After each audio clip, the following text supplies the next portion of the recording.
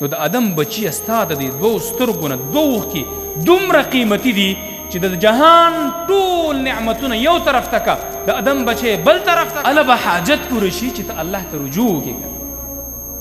هله به مصیبت لري شي چې ته خو الله ته یو دوه اوښکې د سترګو نه لرې کړې د ادم بچی لاره غواړي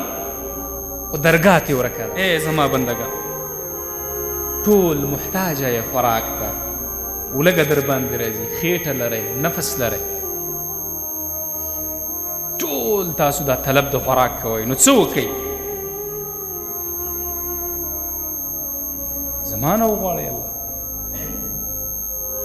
زه به دله درکم ورکوونکی ذات موجود دی او موږ د خالق په ځای مخلوق ته رجوع کوو دا کم سوچ دی او کم فکر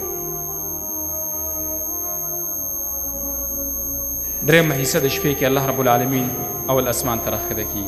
صبح د علماو نه اورېدلي دي څو اوازه کوي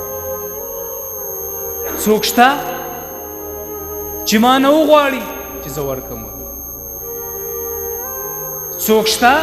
چې زما نه سوال وکړي چې سوال یې قبول کړم څوک شته چې ما نه بخښنه طلب کړي چې بخښنه ورته ورکړم الله اکبر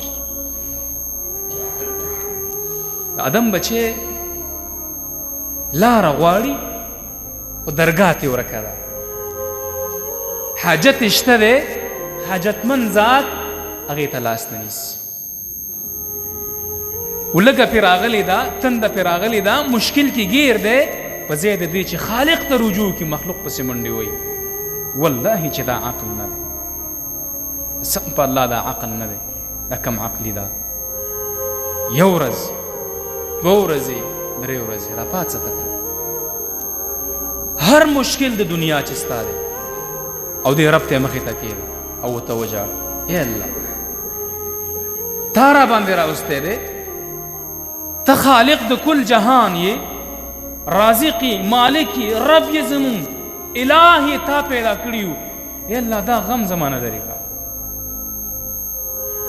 هله به لرې شي چې ته یې وغواړې هله به حاجت پوره شي چې ته الله ته رجوع وکړې که هله به مصیبت لري شي چې ته خو الله ته یو دوه اوښکې د سترګو نه لرې کړې کم سوچ دی زما او ستا چې رب به زما او ستا دعا نه قبل داسې یو ذات چې په توره تیاره کې بیابان کې